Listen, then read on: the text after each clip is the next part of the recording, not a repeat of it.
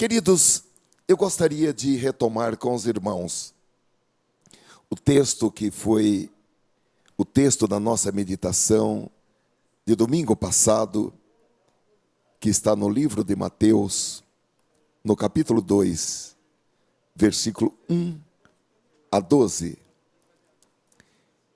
Esse texto, ele trata da visita que aqueles sábios fizeram vindo do distante Oriente para visitar Jesus por ocasião do seu nascimento. E eu fiquei, irmãos, depois de domingo, pensando o que levaria esses homens que eram os cientistas da época. Eles eram conselheiros de reis, eles eram detentores de sabedoria, eram reconhecidos como pessoas inteligentes. O que levou esses homens a uma viagem de aproximadamente 1.600 quilômetros. Uma viagem que durou de 4 a 5 meses. O que levou esses homens a fazer esta viagem para visitar uma criança recém-nascida, filha de desconhecidos, de pessoas que não eram sequer da sua própria nacionalidade. E isso deve merecer uma reflexão da nossa parte. Porque esses homens viajaram, fizeram este sacrifício tão grande para visitar um recém-nascido. Estou me lembrando de aniversário. Às vezes a pessoa faz um aniversário de 1 ano do bebê.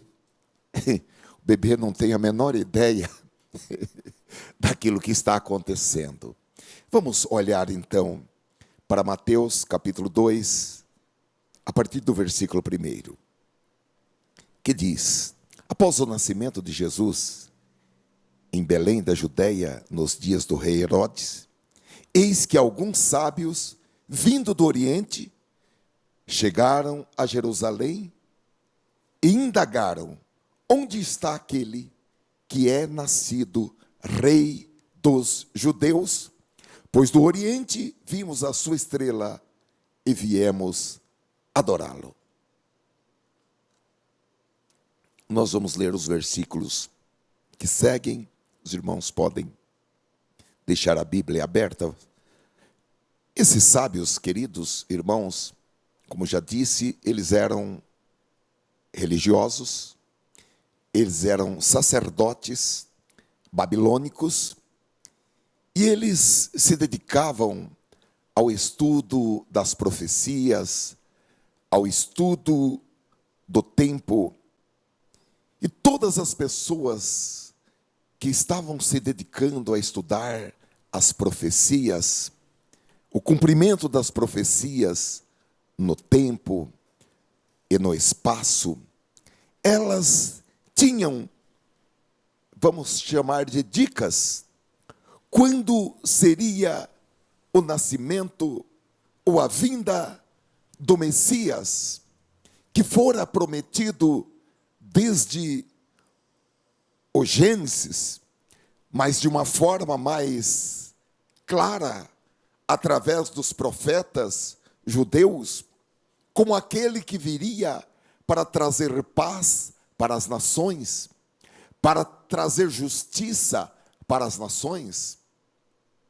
A época do nascimento de Cristo foi uma época marcada por muita crueldade, por muitas injustiças.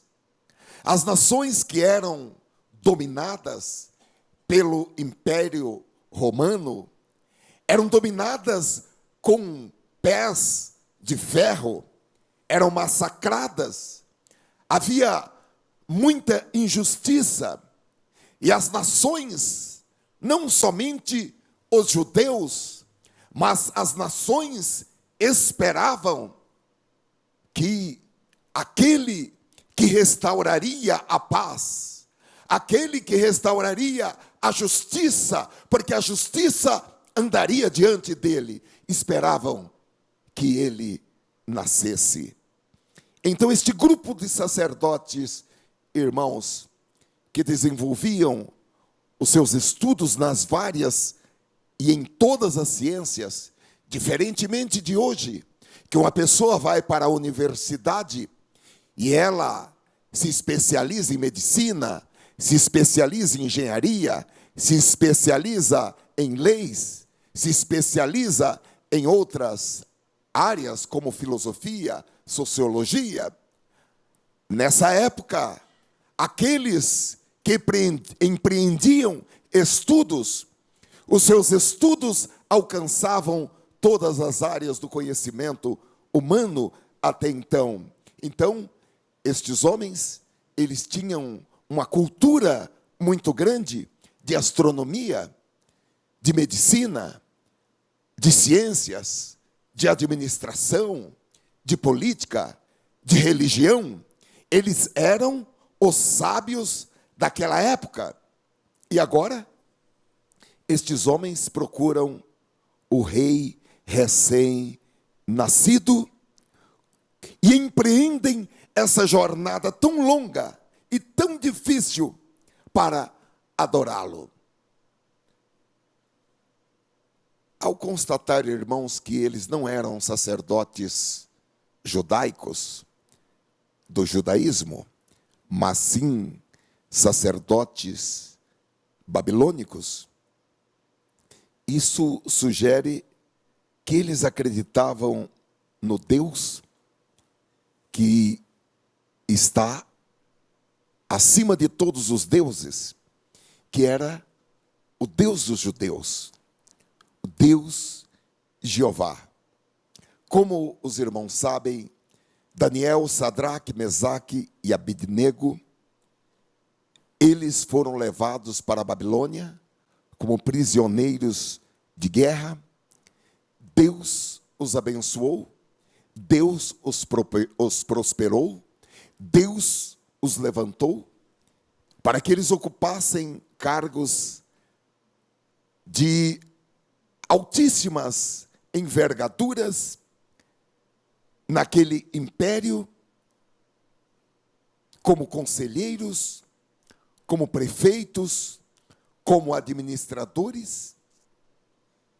E juntos eles compunham um seleto grupo de sábios que estudavam os astros, tanto no sentido da astronomia, como também no sentido da astrologia, e estudavam a influência dos astros sobre o destino das pessoas e sobre o destino das nações, e interpretavam sonhos, resolviam enigmas. Era um grupo de sábios. Inclusive, Daniel foi denominado o chefe de todos esses sábios.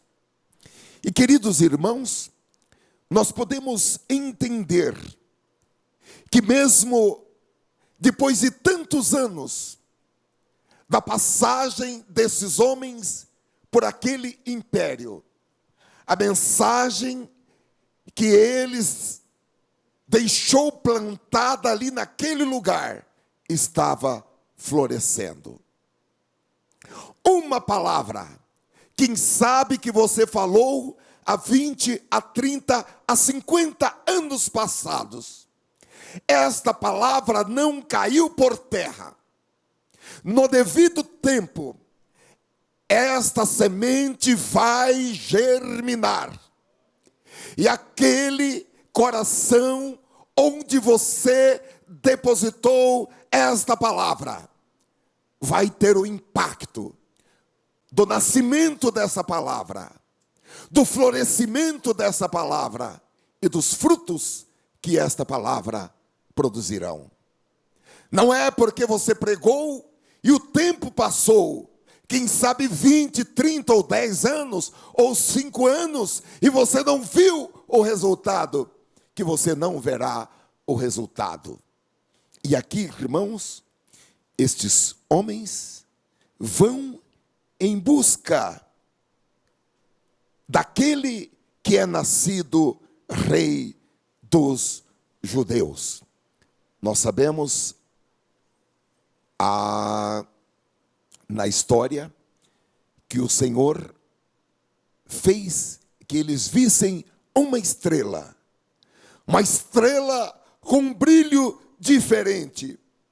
E eles tiveram a revelação. Porque aqueles que buscam o Senhor receberão a revelação a respeito de coisas presentes e a respeito de coisas futuras. Eles receberam a revelação. Como disse domingo passado, certamente muitas pessoas, muitos outros astrônomos viram aquela estrela, mas não tiveram a revelação. Mas aqueles que buscam ao Senhor recebem a revelação. Daquilo que você precisar, de uma direção de Deus, de uma instrução de Deus, o Senhor te dará a revelação. Porque aqueles que confiam no Senhor, eles não andam confundidos para cima e para baixo. Eles não dizem sim quando deveria ser dito não, porque eles recebem a revelação para cada palavra, para cada direção das suas vidas. E eles foram então para Jerusalém.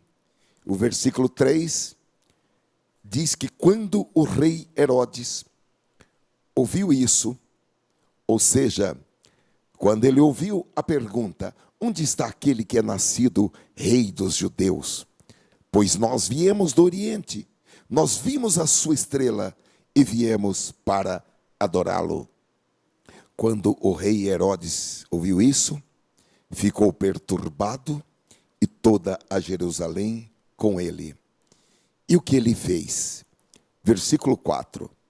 Tendo reunido todos os príncipes dos sacerdotes e os escribas do povo, perguntou-lhes onde havia de nascer o Cristo.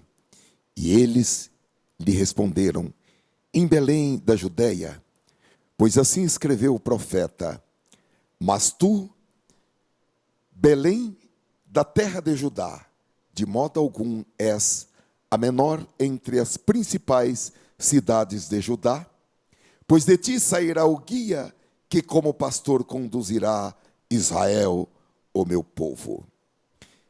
Herodes, irmãos, ele recebera pelo Senado do Império Romano o título de rei dos judeus, mesmo ele não sendo judeu.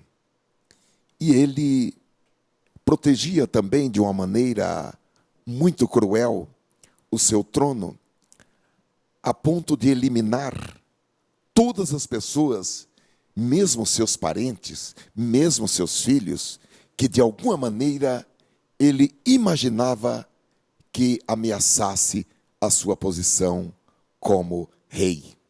E agora surge a notícia de que um rei nascera para os judeus. Onde está aquele que é nascido rei dos judeus?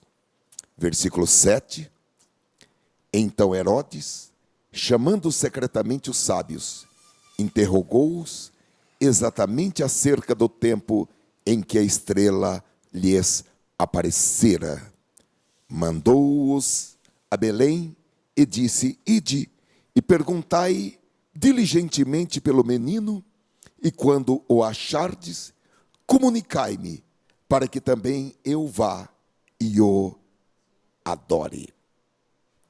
Herodes descobriu o tempo exato em que a estrela aparecera, para que ele pudesse estimar a idade da criança.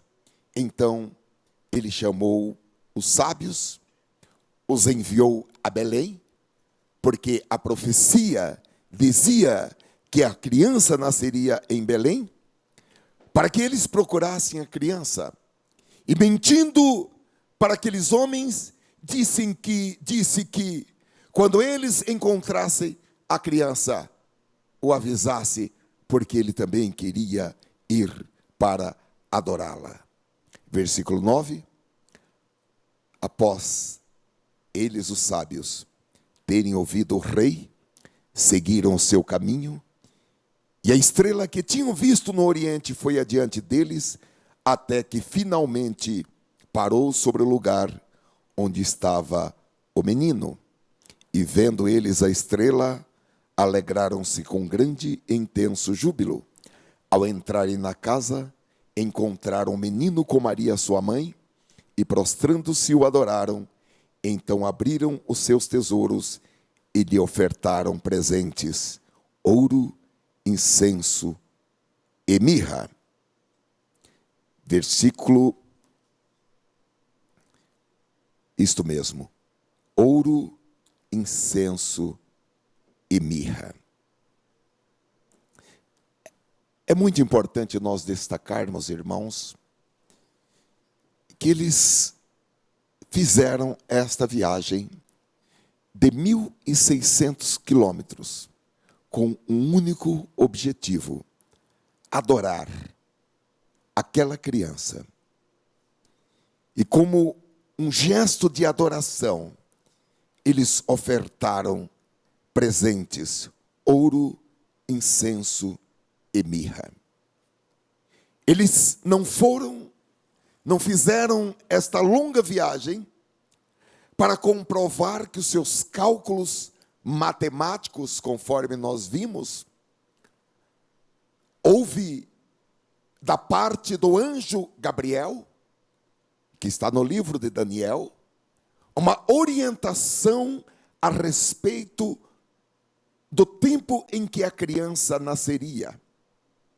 E todos aqueles que se dispuseram a fazer cálculos matemáticos sabiam que aquele era o momento em que a criança nasceria. Porém, eles não foram para comprovar que os seus cálculos estavam corretos. Eles não foram para satisfazer algum tipo de curiosidade. Aqui o texto diz que eles vieram para adorar aquela criança, em razão do que as profecias diziam, de que aquela criança seria a paz, o príncipe da paz, restaurando uma paz universal. E eles apresentaram os seus presentes como um ato de adoração, cujos presentes, irmãos, têm um significado muito grande com o ministério e com a própria pessoa do Senhor Jesus Cristo. O ouro, porque os presentes foram ouro, incenso e mirra. O ouro significa a realeza do Senhor, porque nas Escrituras o ouro é um significado de realeza, é um significado de glória, é um significado de majestade, é um significado da deidade de Deus.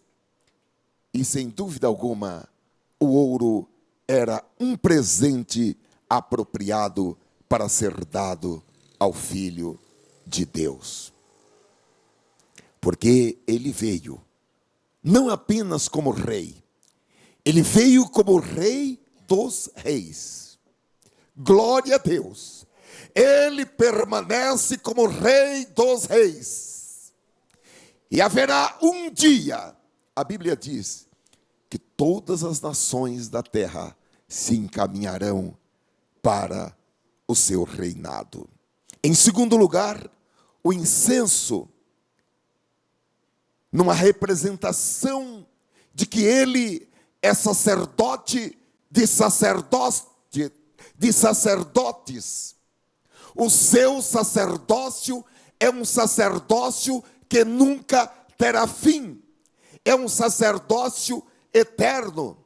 E este incenso, irmãos, ele tem uma conexão muito grande com as oferendas que eram realizadas no templo e que o aroma subia a Deus como cheiro suave, agradável, como hoje sobem as nossas orações. Em terceiro lugar, um perfume, a mirra, que era mais do que um perfume. A mirra, ela era usada para o embalsamento, ela era espalhada nas vestes do falecido e tinha como objetivo a conservação do corpo. E também, desde o seu nascimento, a mirra indicava que Jesus nasceu para morrer.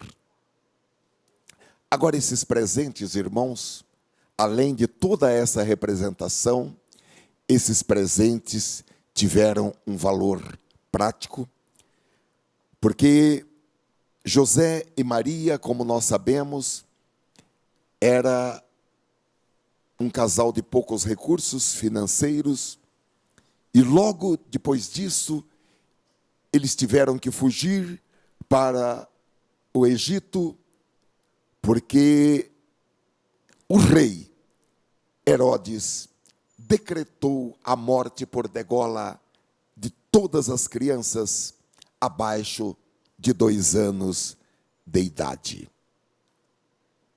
Isso, meus amados irmãos, comprova mais uma vez que Deus, Ele é um Deus provedor, porque esses presentes proveram recursos financeiros para a família de José e de Maria durante aquele tempo que eles estiveram no Egito.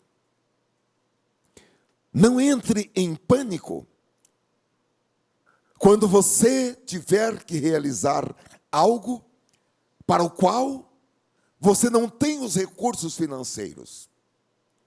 Mas houve uma orientação de Deus, seja pela palavra da profecia, seja pela revelação em sonho, seja pela forma que for que Deus tenha falado.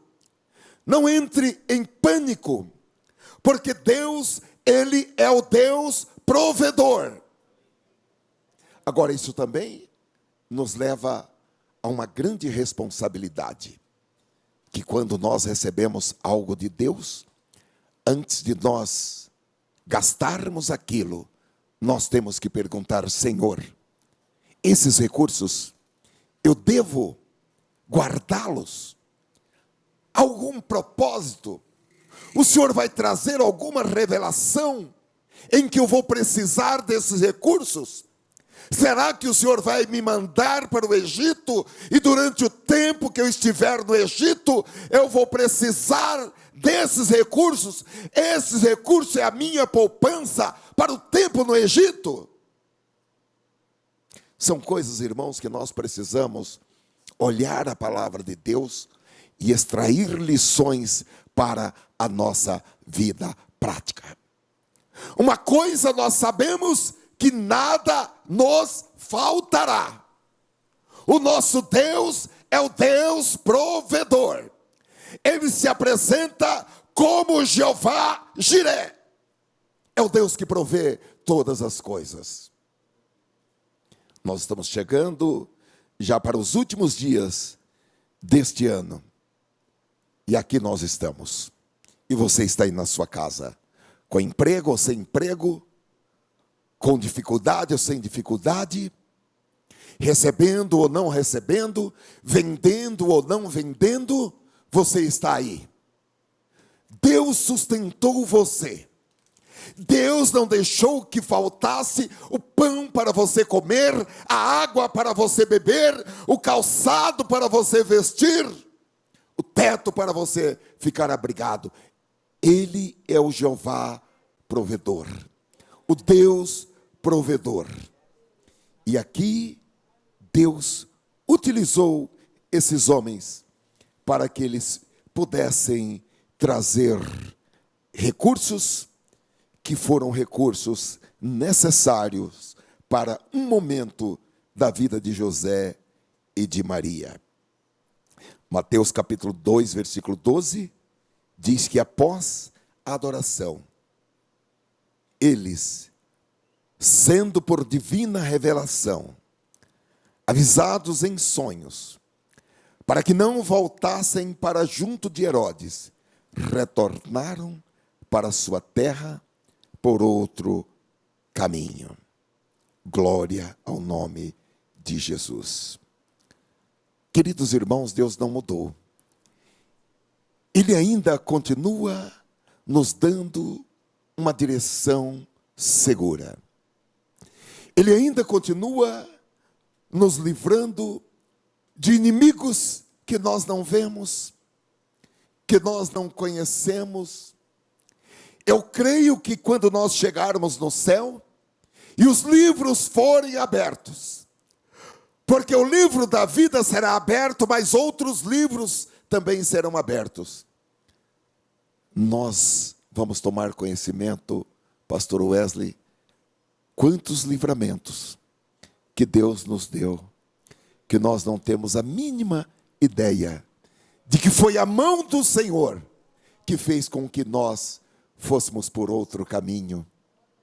Glória seja ao nome de Jesus. É por isso que quando você perdeu o ônibus, perdeu o avião, quando o pneu do seu carro furar, não fique nervoso.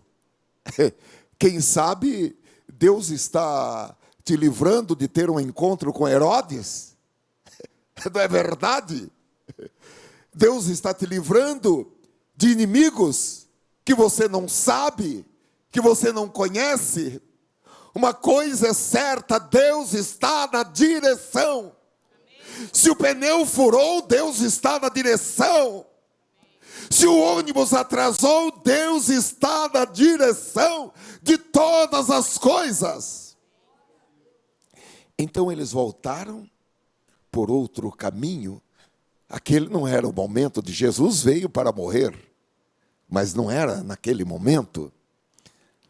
Havia um tempo marcado para tal. Amém, irmãos? E depois também Jesus não veio para morrer degolado. Jesus não veio para morrer apedrejado.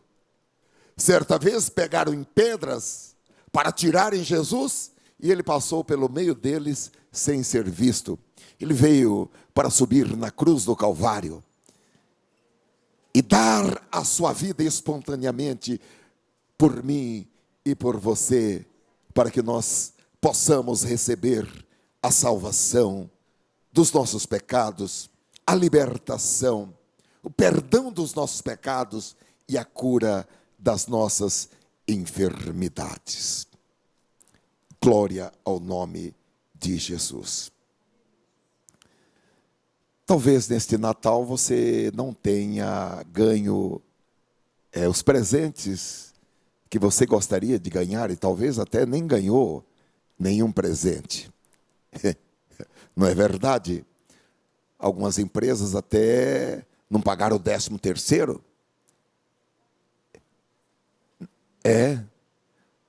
Outros, pessoas que trabalham por conta, as vendas caíram e não puderam comprar o presente que gostariam de comprar ou comprar nenhum presente. Mas, quando nós pensamos naquilo que recebemos do Senhor, isso supera, irmãos, e tem que curar a nossa alma. Nós não podemos entrar em tristeza, em um estado de tristeza, porque não ganhamos um buquê de flores, ou porque não ganhamos um perfume, ou porque não ganhamos um presente. Aquele que provê todas as coisas, Ele jamais deixará de prover algo necessário para a minha vida e para a sua vida. Glória a Deus. Deus, Ele tem tudo de bom para você e para mim. E Ele jamais deixará de dar aquilo de bom que Ele tem no seu tempo. Amém? Graças a Deus. Eu digo para os irmãos, eu fiquei muito impressionado com a história desses homens que viajaram, queridos irmãos, 1.600 quilômetros para visitar um bebê recém-nascido. Eu gosto de visitar bebês recém-nascidos, mas, sinceramente, não é uma coisa assim muito impactante, emocionante. Talvez as irmãs que, pela proximidade assim da maternidade, ficam mais emocionadas ao visitar um bebê recém-nascido.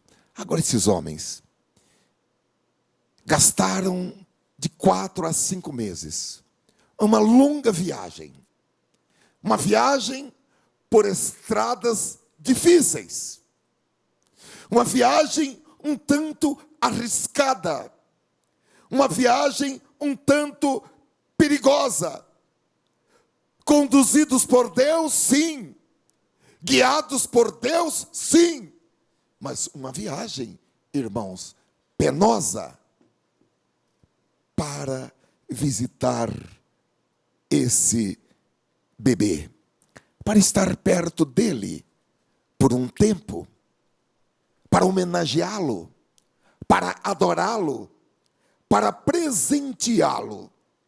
E eu quero encerrar nesta noite dizendo, para estar perto de Jesus, você já tem feito algum esforço extraordinário? De maneira nenhuma, irmãos, nós podemos utilizar a sobra do nosso tempo para estar perto de Jesus. O Senhor, Ele merece as primícias. Estamos falando dos primeiros minutos, estamos falando das primeiras horas, estamos falando do tempo mais importante, do tempo mais precioso, ser dedicado a estar perto de Jesus. Eu quero encerrar com esta pergunta, que é uma pergunta, primeiramente, para mim mesma, a minha pessoa. O que eu tenho feito para estar perto de Jesus?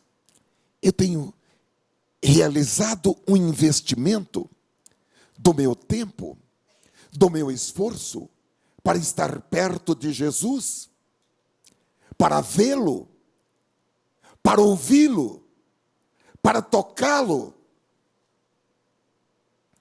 Eu penso nele quando quero me aproximar dele.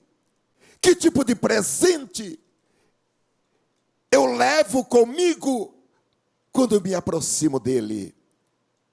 Porque a profecia já dizia, desde o Antigo Testamento, ninguém deve se aproximar do Senhor de mãos vazias.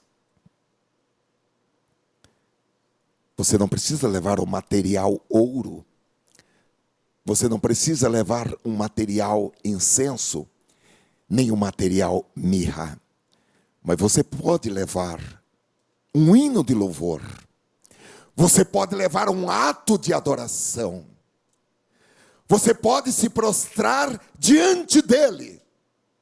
Glória a Deus! Ele é o dono do ouro, da prata, do mundo e de tudo que há sobre o mundo e debaixo da terra.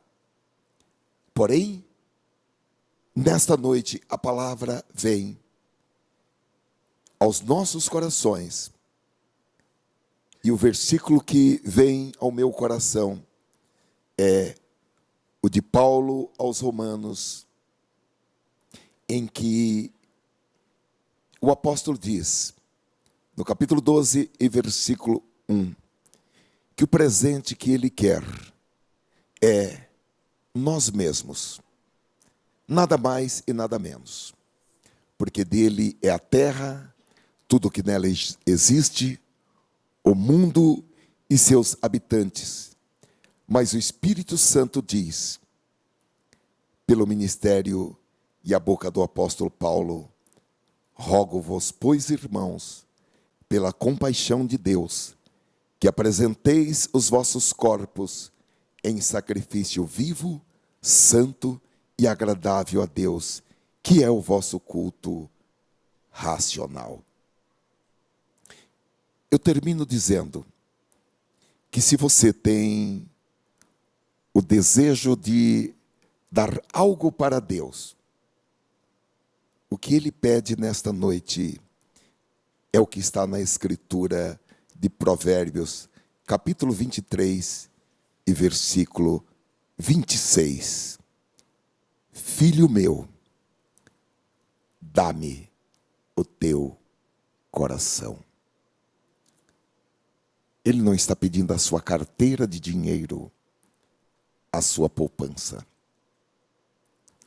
Há poucos dias eu atendi uma pessoa que tinha dado para uma determinada igreja evangélica o seu apartamento, o seu carro, e ela ainda estava preocupada porque tinha R$6.500 na poupança e achava que precisava dar aquele dinheiro para Deus por meio daquela igreja.